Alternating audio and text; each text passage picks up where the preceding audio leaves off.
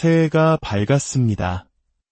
우리는 새로운 시작 앞에서 저마다의 계획과 다짐을 세우곤 합니다.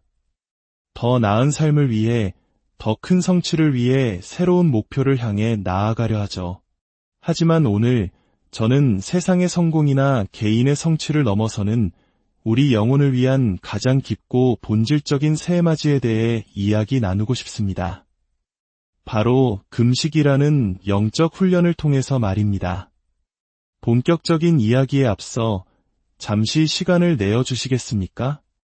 이 메시지가 여러분의 마음에 울림을 준다면 구독과 좋아요를 통해 더 많은 분들이 이 영적인 여정에 함께할 수 있도록 도와주세요. 여러분의 작은 행동 하나가 누군가에게는 새로운 은혜의 통로가 될 수 있습니다. 이 말씀을 듣는 모든 순간 주님의 평안이 여러분과 함께하시기를 축복합니다.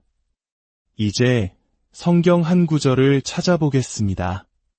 신명기 18장입니다. 매년 이맘때가 되면 우리는 금식을 시작합니다. 지난 수십 년간 하나님께서 우리 시대에 행하신 놀라운 일 중 하나는 바로 새해의 시작과 함께 금식하고 기도하며 먼저 그의 나라와 의를 구하도록 수많은 성도들과 교회를 일깨우신 것입니다. 새해가 되었다고 해서 그저 영적으로 잠들어 있던 자신을 조금 흔들어 깨우는 정도에 그쳐서는 안 됩니다. 교회의 전통이니까 마지못해 금식에 동참하는 것은 우리에게 아무런 유익을 주지 못합니다. 제가 금식을 하는 이유는 단 하나, 하나님을 향한 간절함 때문입니다. 저는 지난 30년 넘게 이 영적인 훈련을 계속해왔습니다. 처음 아내와 함께 이 길을 시작했을 때 저희에게는 가진 것이 아무것도 없었습니다. 하지만 우리는 금식하고 기도하며 하나님을 찾아야 한다는 것을 알았습니다. 그리고 우리가 그분을 찾을 때마다 그분은 우리를 인도하시고 이끌어 주셨습니다. 21일간의 금식은 제가 더 열심히 일하기 위한 시간이 아닙니다. 이 시간은 오히려 저는 연약하고 주님은 강하십니다. 주님 없이는 저는 아무것도 할 수 없습니다. 라고 고백하는 시간입니다. 금식과 기도로 자신을 낮추는 것은 참으로 강력한 힘을 발휘합니다. 우리가 겸손히 기도하는데 하나님께서 우리를 높이지 않으시는 것은 불가능한 일입니다. 온 마음을 다해 금식하며 하나님을 찾는데 그분께서 외면하시는 것, 역시 성경의 약속과 어긋나는 일입니다. 시편 35편은 내가 금식하여 내 영혼을 괴롭게 하였더니 라고 기록합니다. 여기서 금식은 겸손의 표현입니다. 하나님, 저는 당신이 절실히 필요합니다. 나의 명철함이나 재능, 은사나 경력만으로는 이 새로운 한 해를 살아갈 자신이 없습니다. 라고 고백하는 행위입니다. 만약 당신이 당신의 힘을 믿고 나아가고 싶다면 그렇게 해도 좋습니다. 하지만 저는 하나님 없이 이 길을 가려 시도하는 것조차 두렵습니다. 그분 없이는 단 한 걸음도 나아갈 수 없기에 저는 이토록 간절하게 금식하며 그분께 매달리는 것입니다. 금식을 시작할 때 그 힘은 실로 엄청납니다. 만약 한 번도 금식을 해보지 않으셨다면 두려워하거나 위축될 필요가 없습니다. 연로하시거나 건강상의 이유로 금식이 어려운 분들도 계실 겁니다. 괜찮습니다. 자신에게 맞는 방법을 찾아 하나님 앞에 나아가십시오. 하나님은 그 중심을 보시고 그 헌신을 귀하게 받으실 것입니다. 약물 치료를 받고 계시거나 여러 가지 어려움 속에 있는 분들도 마찬가지입니다. 주님 안에서 우리는 하나이며 당신의 기도는 공동체의 기도로 덮여 보호받을 것입니다. 금식을 할 때 중요한 것 중 하나는 책임감을 함께 나눌 동역자를 구하는 것입니다. 혼자서는 흔들리기 쉽습니다. 내가 이번에 이렇게 금식하기로 결심했다고 누군가에게 알리고 약속하십시오. 나중에 결정하겠다고 미루지 마십시오. 우리의 생각은 금세 이건 어리석은 짓이야, 그만둬 라고 속삭이며 우리를 포기하게 만들 것입니다. 30년 넘게 금식을 해온 저에게도 여전히 그런 유혹의 목소리가 들려옵니다. 우리가 금식하며 기도할 때 보이지 않는 영적 세계에서는 실로 치열한 전쟁이 벌어집니다. 우리의 기도는 하나님의 주목을 받고 천사들의 주목을 받으며 동시에 악한 영들의 주목도 받게 됩니다. 이것은 매우 실제적이고 강력한 영적 현실입니다. 금식과 기도를 통해 당신은 결코 이전에는 도달할 수 없었던 영적인 깊이와 높이에 이르게 될 것입니다. 어떤 이들은 금식을 음식에 대한 집착으로 변질시키기도 합니다. 자신의 감정과 느낌, 내가 뭘 먹고 싶다는 생각에만 사로잡힙니다. 하지만 우리는 그 너머로 나아가야 합니다. 올바른 마음가짐 없이 금식한다면 아무것도 얻지 못할 수도 있습니다. 배고픔을 느끼십시오. 그리고 그 안으로 더 깊이 들어가십시오. 다음 식사에 대한 걱정, 무엇을 먹을 수 있고 없는지에 대한 고민을 모두 내려놓으십시오.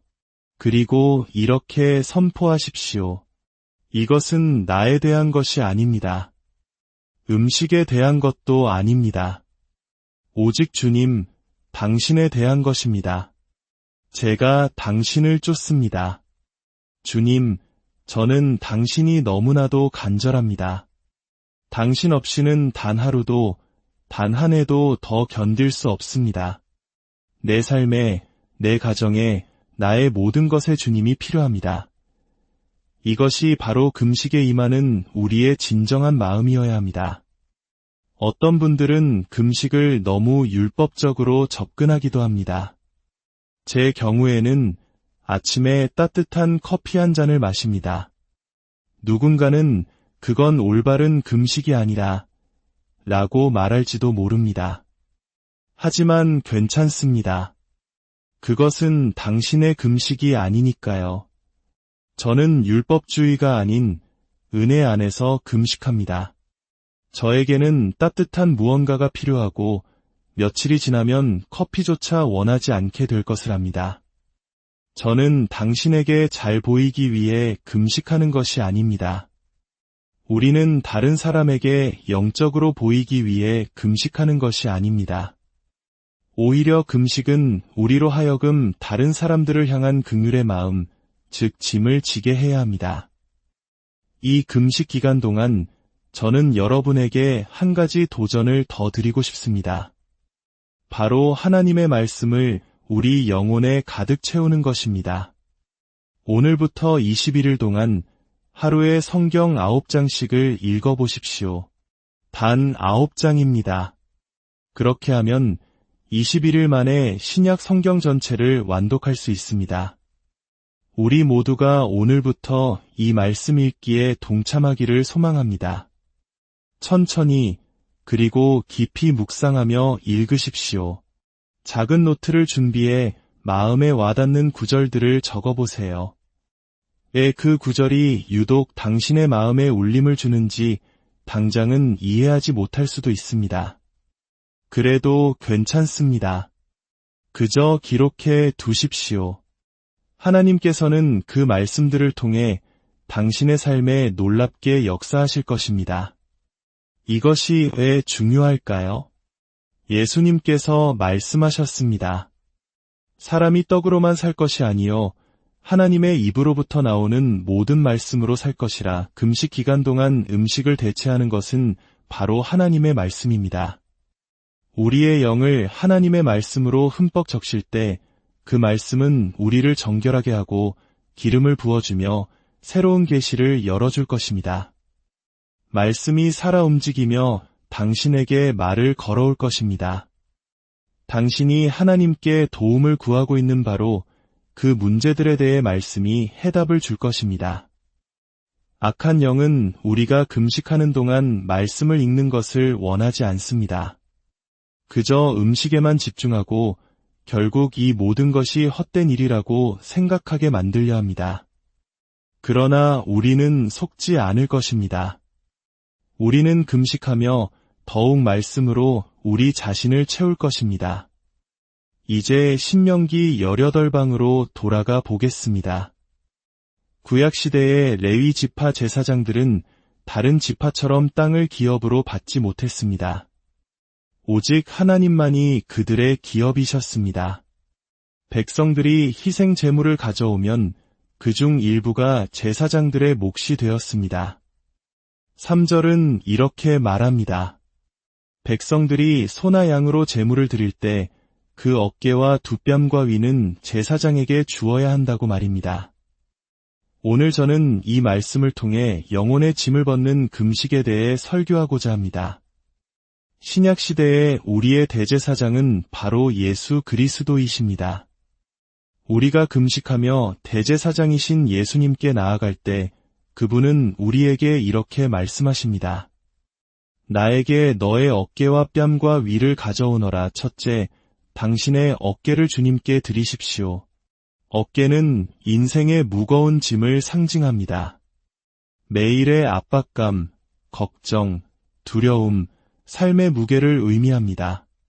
우리가 짊어지고 가는 그 모든 무거움입니다. 혹독한 시련, 풀리지 않는 문제들, 마음속의 질문들. 주님은 말씀하십니다.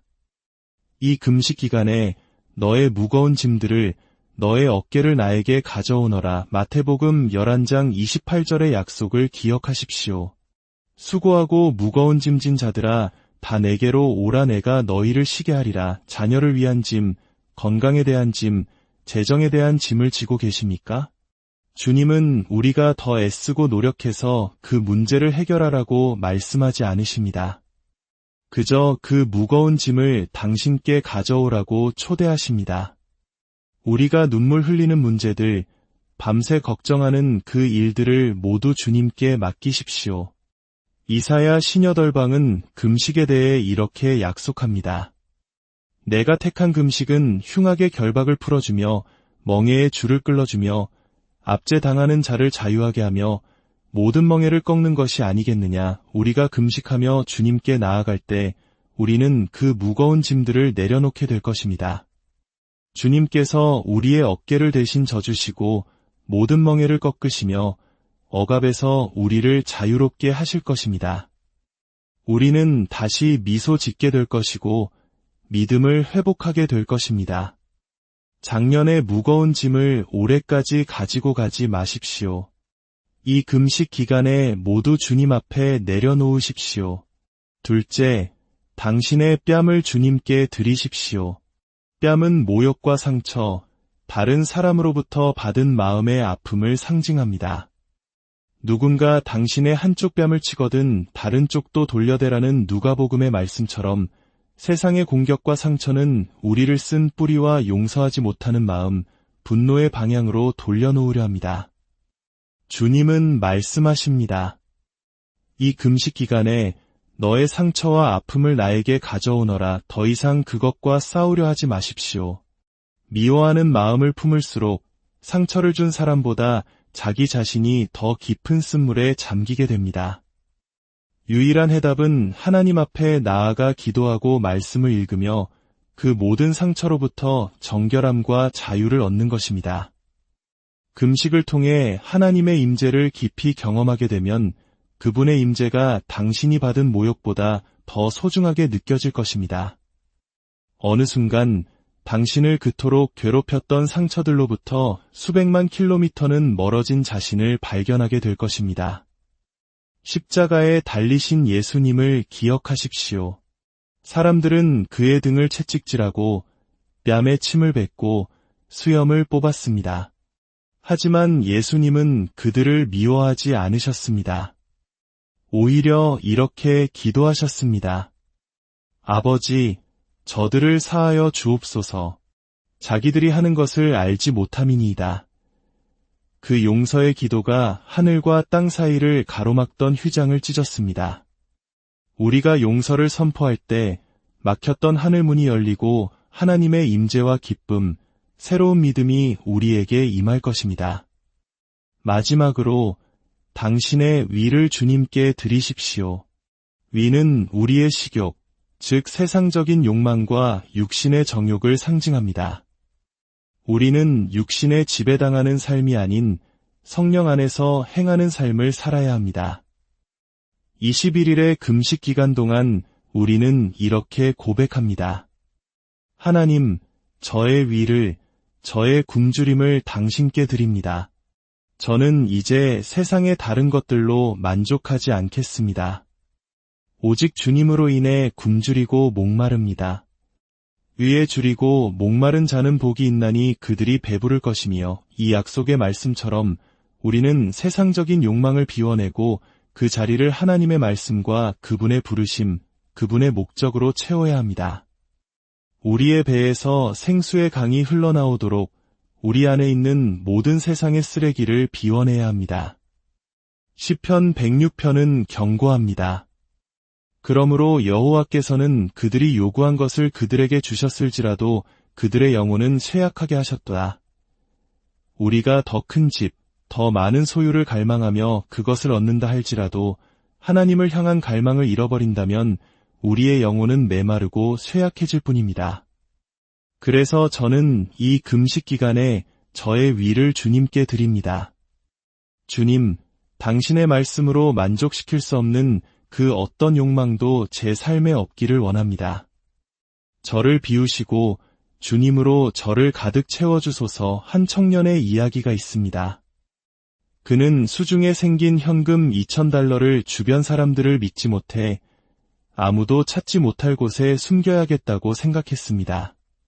그리고는 자신의 성경책 안에 그 돈을 숨겼습니다. 하지만 그는 너무나 바쁜 삶을 살았고 성경 속에 돈을 숨겨두었다는 사실조차 까맣게 잊어버렸습니다. 몇 달이 지나도 돈을 찾지 못하자 그는 가족들에게까지 도움을 청해 집안을 샅샅이 뒤졌지만 허사였습니다. 그러던 어느 날 그는 금식 기간 중 열린 예배에 참석했다가 하나님의 강력한 임재를 체험했습니다. 예배가 끝나고 그는 이렇게 고백했습니다. 내게 무언가 일어났어. 다시 성경을 읽어야겠어. 그날 밤 집으로 돌아간 그는 성경책을 펼쳤습니다. 그리고 그 안에 그가 애타게 찾던 2,000달러가 고스란히 들어있었습니다. 우리가 다시 성경을 펼 때 우리의 위를 비우고 하늘의 양식이여 더 이상 원함이 없을 때까지 나를 먹이소서라고 기도할 때 어떤 보물이 우리를 기다리고 있을지 누가 알겠습니까? 하나님의 백성이 스스로 겸손해질 때 그분은 우리의 기도를 들으시고 우리를 치유하시며 우리를 도우실 것입니다. 이 금식을 통해 하나님의 도우심을 받게 될 것을 믿으십시오. 기도할 때 그분께서 들으실 것을 믿으십시오. 모든 상처와 질병, 아픔을 치유하실 것을 믿으십시오. 두 손을 들고 주님을 예배합시다. 당신의 무거운 어깨를, 상처받은 뺨을, 세상 욕망으로 가득 찼던 위를 주님께 드리십시오. 주님, 제가 여기 있습니다. 저의 모든 것을 드립니다. 새해를 맞을 때마다 저는 두려움을 느낍니다. 내가 또 한 해를 잘 해낼 수 있을까? 또다시 영광스러운 한 해를 만들어갈 수 있을까? 하지만 하나님은 정직하게도 매년 우리의 삶을 한 단계, 또 한 단계 더 높은 곳으로 이끄셨습니다. 그분의 은혜는 결코 멈추지 않습니다. 문제는 우리에게 있습니다. 우리가 그것을 얼마나 갈망하느냐에 달려 있습니다. 이제 당신의 자녀와 가족에 대한 걱정을 주님께 맡기십시오. 저 또한 제 가족 모두를 위해 염려하고 기도합니다. 그러나 주님은 말씀하셨습니다. 내가 너무 많은 짐을 지고 있구나. 너의 어깨를 나에게 다오. 주님께서 당신의 마음을 괴롭히는 그 모든 문제들을 해결해 주실 것을 믿으십니까? 그렇다면 두 손을 들고 그분을 경배하십시오. 당신의 마음속에서부터 예배가 터져나오게 하십시오. 쓴 마음을 버리고 더 나은 사람이 되십시오. 하나님, 다른 사람이 어떻게 하든 저는 옳은 길을 가겠습니다. 라고 결단하십시오. 이 금식의 여정을 통해 여러분의 삶에 하나님의 놀라운 은혜와 평강, 그리고 치유와 회복이 강물처럼 흘러넘치기를 예수 그리스도의 이름으로 간절히 축복합니다.